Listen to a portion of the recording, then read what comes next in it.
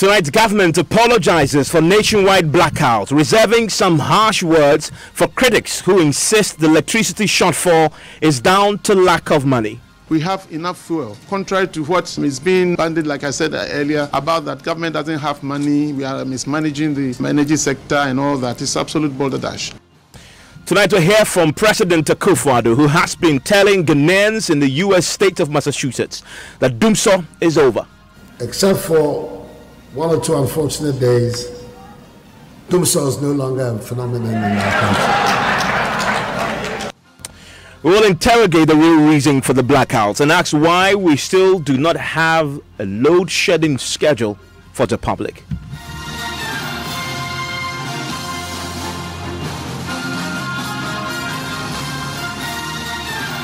This is Top Story with Evans Mensah.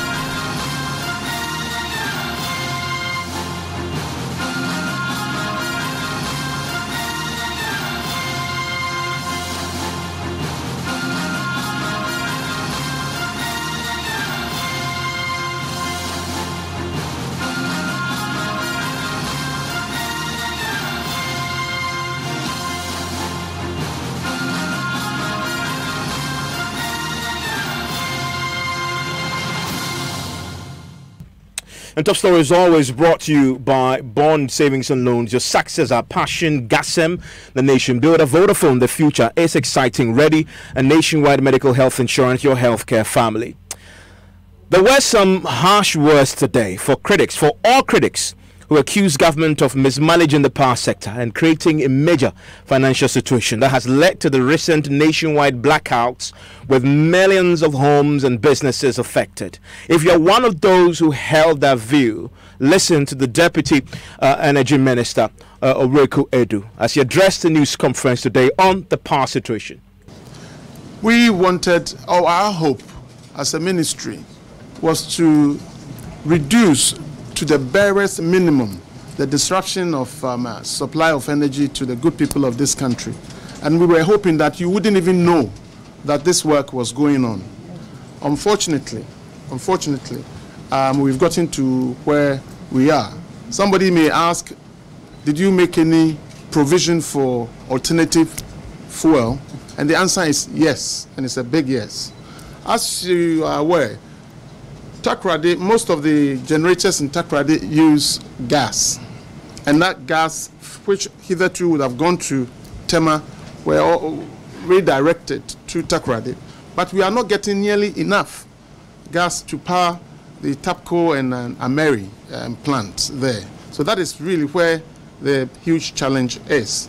As far as Asogli is concerned, they have their full complement of gas, which is a maximum 150 megawatts, which they are giving us. AXA 2 uses HFO. That one is not gas. We have procured enough fuel for them, and after this meeting, we would like to invite you to join us to go to TOR facility and also Access facility, and indeed, Asogli, for you to ascertain for yourself that indeed we have enough fuel, contrary to what is being bandied, like I said earlier, about that government doesn't have money, we are mismanaging the energy sector and all that. It's absolute balderdash.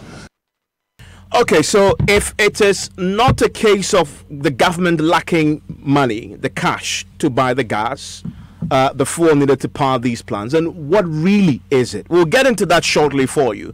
But the fundamental controversy there is whether or not, because civil society groups have said this, members of parliament on the opposition side have also said this, that fundamentally the issue is about lack of money to buy the fuel needed to power these plants. The minister there insists that that is not the case. The word is balderdash.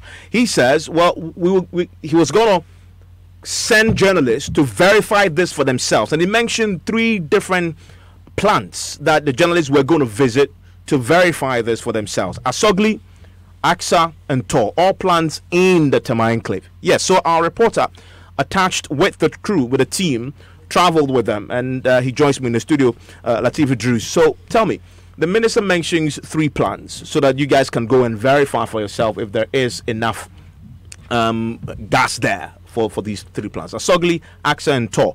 First, did you actually make the trip with them? Yes, I made the trip with the minister and the team. Which plants did you visit? We visited the Tema Oil Refinery. Okay. Did you visit Asogli and AXA? No. Okay. What did you find at TOR? Okay, so at TOR, the team took us to the gantry. The gantry essentially is the place where they load the field trucks with the fuel so they can take to Asogli and Aska, as the minister put it in the sound we just played.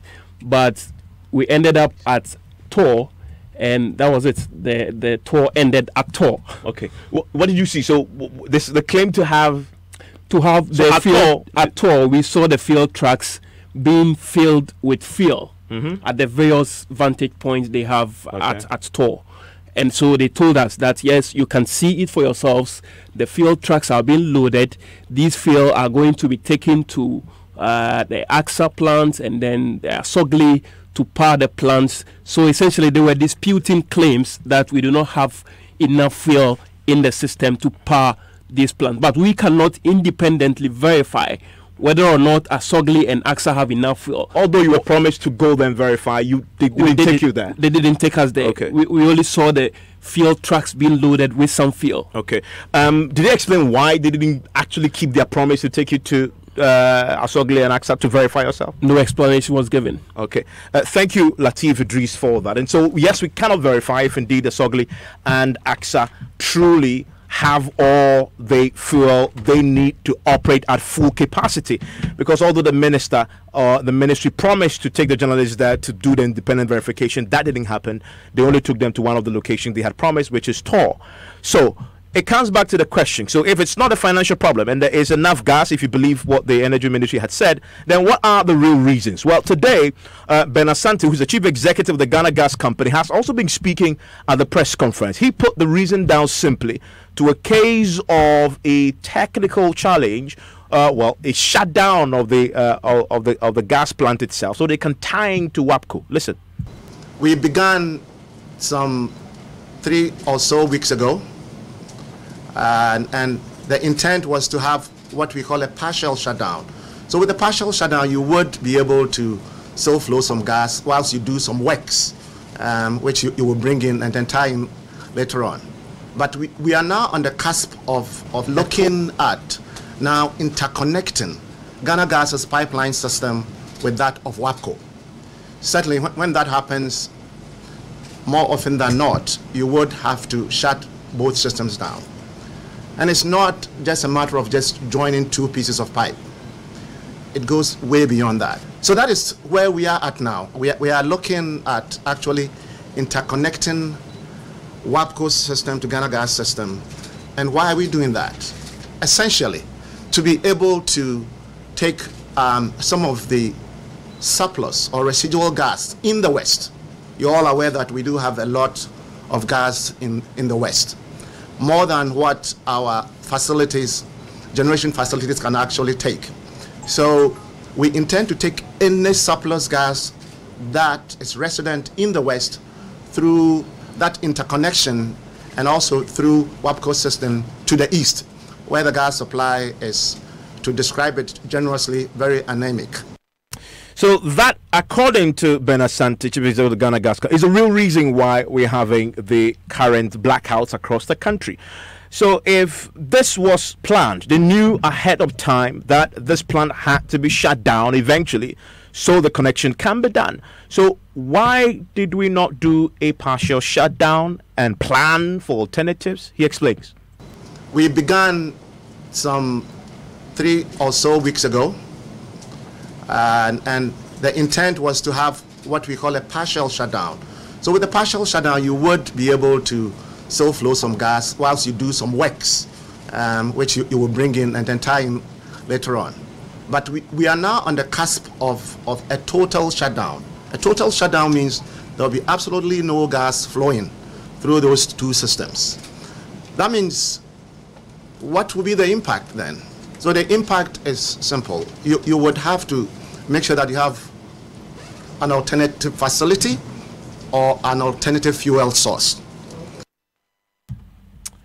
Okay, and so that is the concern. We'll hear from the minority shortly. The former Power Minister and Minister for Petroleum as well, Ama Kofi Boa, because he had the Benasante say, the Ghana Gas Company, that you have to plan for alternatives. So, did we plan for the alternative? It doesn't look at this moment that that alternative was planned, although we've heard that the gas is available. But he will explain that the plans that we're talking about all use crude as well, in addition to gas. And so the question then they ask from the minority side is, why didn't you plan for crude whilst you fixed the gas problem and power it? We'll hear that explanation shortly.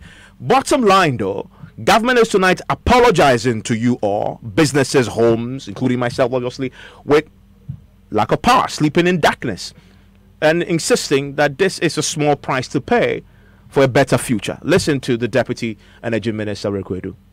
Once we complete this whole work, it is going to inure to the huge benefit of the people of Ghana. You hear every now and again, no gas from Nigeria, there's Nigeria pressure is low and all that. Meanwhile, we have huge amounts of gas in the West. So the whole idea is to have the ability to transport our stranded gas, so to speak, from the West, as Dr. Asante was saying, to the East to feed the generators there. So all I'll say now is on behalf of the Honorable Minister, the President, of course, to apologize to you for what is happening, the people of Ghana, to what is happening, and assure you once again that we are doing all we can to bring the supply of electricity to normalcy.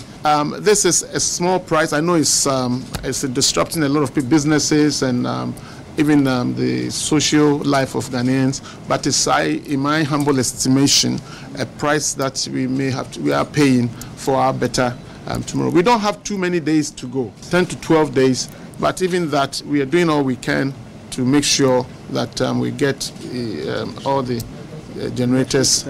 Yes.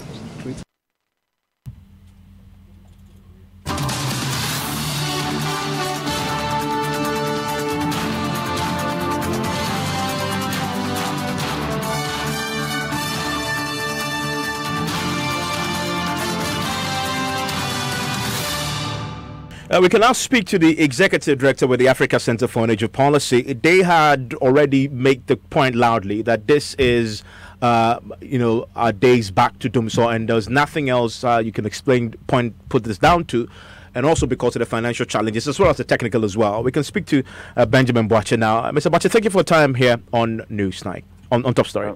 The Energy Ministry, the Deputy Minister, was clear that it cannot be true that this is a financial problem and this is Dumsor, and that they have enough gas in the system, and it's simply a technical issue which you're doing with the connection that you're doing, contradicting your position on this. Your reaction? Yeah, thanks very much. I think, we're told that you were showed some fuel this afternoon. So we are expecting the lights to come back on because we have enough generation in the east able to turn all those generation systems back on. We wouldn't be in the situation in which we are. I think we have been following the industry. We know that there is that struggle to raise financing to procure fuel to generate electricity. It's not a new phenomenon. It's been there. We have been trying to massage it for so long. And when it surfaces, we have no benefit in telling the public that, there isn't any financial challenge, for which reason the fuel did not arrive on time or we do not have enough stock. The reality is that the generating plants that do not have fuel now could not procure those fuel on time. So if they are now on their way coming, the fuel is now coming, let us, tell the public that and say that in the course of time, they will have that relief when the fuel actually coming. But from where we stand and our interaction with industry, we do know that there is that challenge, and because of which fuel supply has been not that fluid as it should. Because you know your stocks, how much you need to consume for each plant. So you don't wait to coincide shortages for different plants at the same time. AXA doesn't have enough fuel. car power doesn't have enough fuel. And the coincidence is intriguing, if we say that we don't have any challenge. And it is just coincidental that both plants, including Asogli, which can also take LCO, they don't have fuel at the same time. It's hard to explain away. So it's, as far as SSF is concerned, Asogli still hasn't got the fuel required to produce at full capacity. Asogli installed the phase 2, which is dual fuel, so they can use LCO and they can use gas. So if gas was being sent to the west to feed Ameri, what we needed was to make provision for them to have enough LCO that can put all the 320 on stream. Car power can do 450 megawatts. Now they are doing 160 megawatts, which tells you that about 290 megawatts is lying idle at this point. AXA can do, I think, 220. They are doing 105. So clearly, these plants are just managing the little fuel they have so that they can stretch, the amount of power they are churning into the system right now, so that they don't, collapse the entire system. Because if you have all those plants going down, then you have just Akosombo and the turbines in the west that are producing now, giving us what we need, which will not be enough. So they are trying to manage the stocks they have now until they get additional supplies to be able to go full steam. So that is the reality. There isn't enough fuel. And if you have money, you would obviously plan ahead of time. And it's been a challenge, which we all do know, that this car power consistently has been struggling for some time now to get fuel stocks on time. And it's all because of financial challenges. So I don't think it's a fact that we should run away from it. And so understand these technicalities than I do. So when they take journalists to tour and they show them tankers loading fuel and say, well, these tankers are heading to Asogli and AXA, with your technical eye, is that enough proof that there is enough fuel? Because that's what the ministry's position is, that look at the tankers, they are loading fuel. That is enough proof that we have enough. I don't think it's a relevant exercise to do at this point. You really, at this point, need to explain to the public why we have challenges. What are the mitigation measures? How do you communicate the schedule to the public so that they can understand and plan their lives? I'm not sure the media that went there, some of them can distinguish between light crude oil and heavy fuel oil. So what were they lifting and who was lifting? It's not something you can explain just to the microphone, So it wasn't a relevant exercise to do in the first instance. What we need to know is to come clear, how many days are we going to have power cuts? How do we communicate that to the public so that people can plan their lives? Because businesses are not going to wait to have unplanned schedule, So we need to get people to plan for it. What is even worrying is that in recent times we have seen demand growing, which is good for Ghana because we have excess capacity that government is going to be paying for. So if the consumer confidence in the grid is improving, you don't shut it. You don't bat it at this point. So they need to quickly act to maintain or sustain that confidence so that people can stay with the grid. Because what was happening in the past was that people were rather buying fuel to, use their own gensets because it was more reliable. They could plan with that, and therefore the grid, was not being utilized. So we had about 2,000 megawatts supply for so long, after the 2015, 2016 recovery from the doom source. So this is the time to really maintain the confidence of the consumer in the grid so that we don't lose it. Else, government is still going to suffer because the kind of agreements we have signed, it is take or pay. We will have to pay the capacity charges whether somebody is consuming the power or not. So we need consumers to stay on the grid to be able to consume. And this is the point that we actually need to encourage extensive consumption because now you have about 4,000 megawatts of power and all that we are consuming is 2,600. So the excess has to be paid for by the same consumer. So if that burden gets greater, people will move out of the grid and the burden on government will increase. Yeah, and you raise an interesting point about we have, in fact, the president himself made this point today in Massachusetts, that we have excess energy. And listen to the president quickly.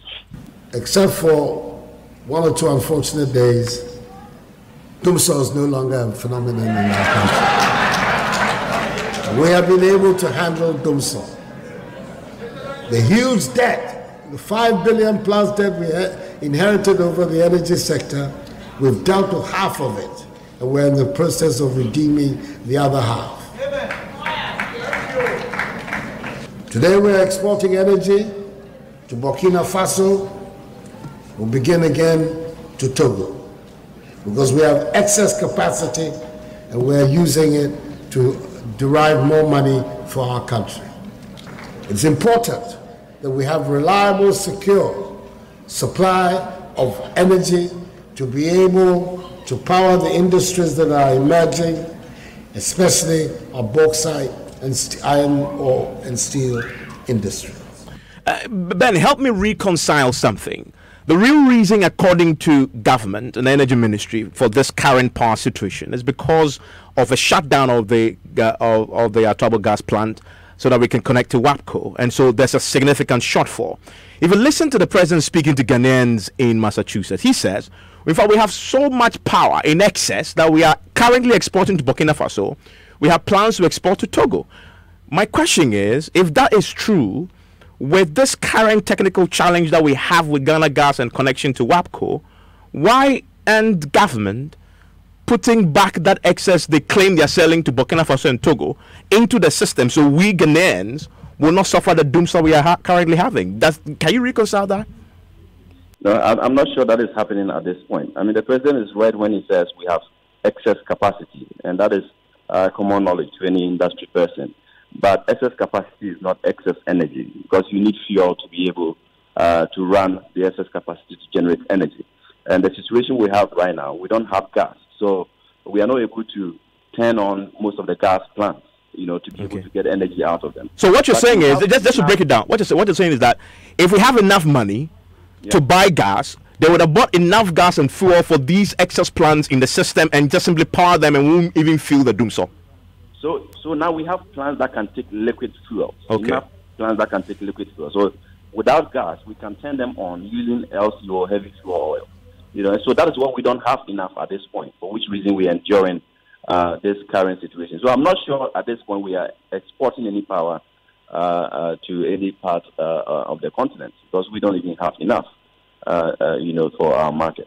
The president said to the Ghanaians in message that apart from 1 or 2 days of challenge, everything has been cool. Has this power situation, has it been 1 or 2 days?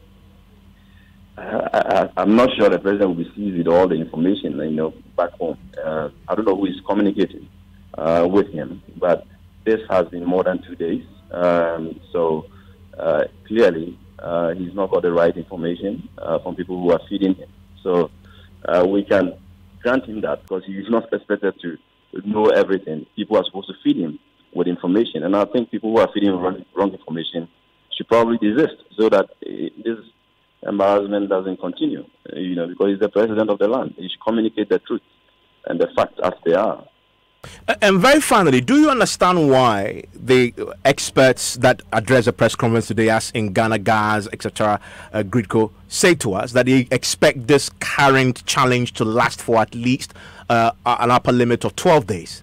And yet, we don't have a load shedding, load management timetable for these 12 days so people can plan their lives. Do you understand that?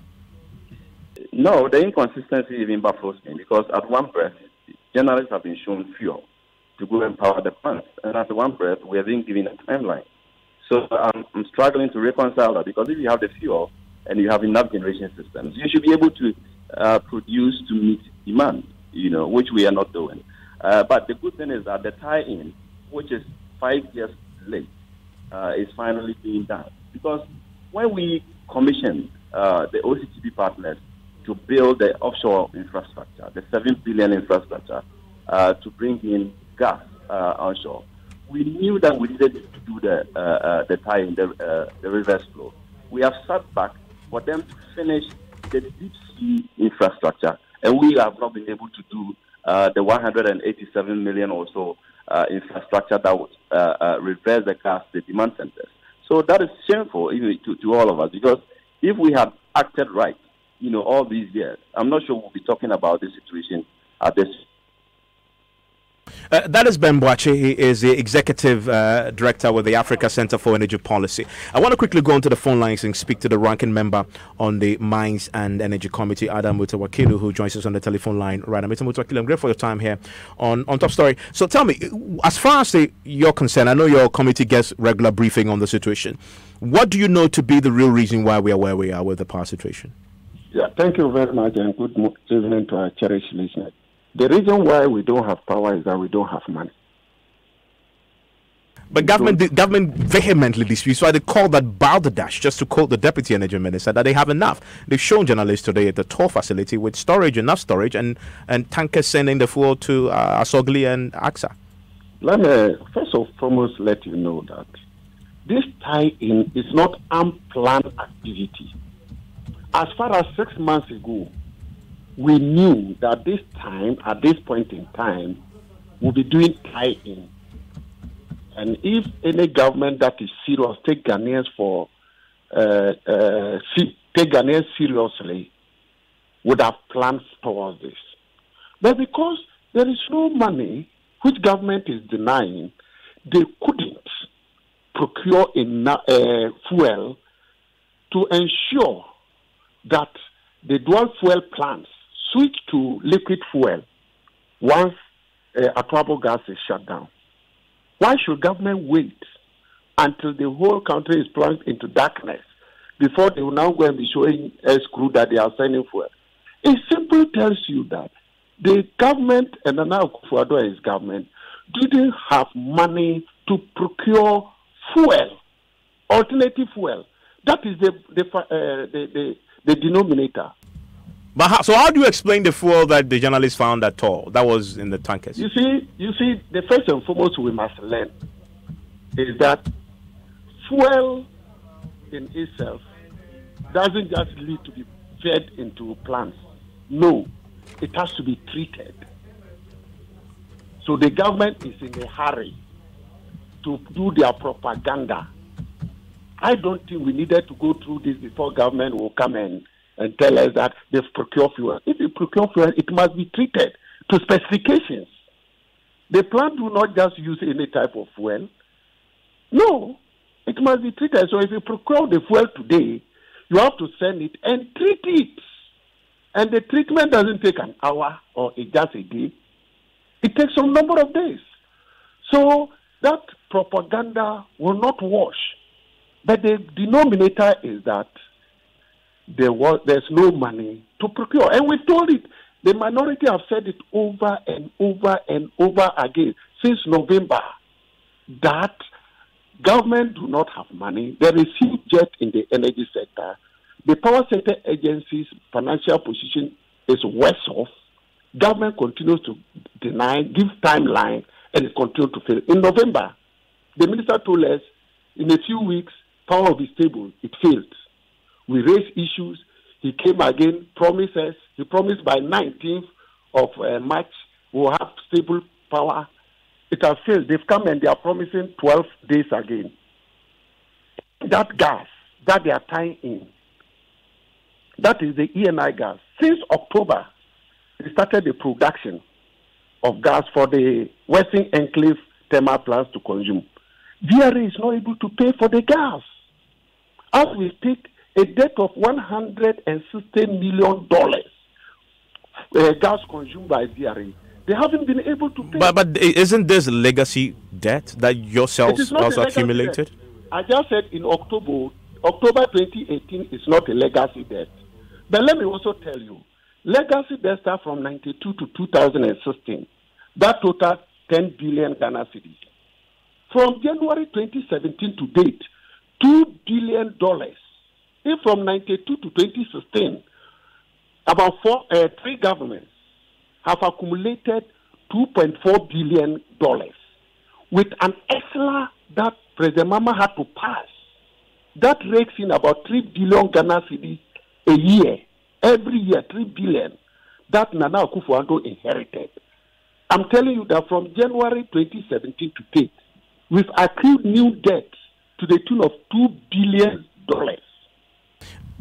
What we use over 20 years to accrue, President Nana Akufo-Addo has accrued $2 billion. And within 2 years. We're working the phone lines to see if we could get the Deputy Energy Minister or the Energy Minister himself, who understand tonight are all in Takrady as a further part of this inspection of the plans and the works that are currently ongoing to try and fix the challenges in good time. We'll bring that to you once we get it. We'll also hear from Deputy Energy Minister responsible for petroleum, who says that the shutdown of the Atuabo gas plant was inevitable because of the amount of money we'll be losing monthly if we did not shut down now. And we'll hear from a former power minister as well, and petroleum minister Amako Fibwa, who says this is true that a technical challenge with the power situation, but also talks about the lack of planning that may have led to this. Newsnight starts right now.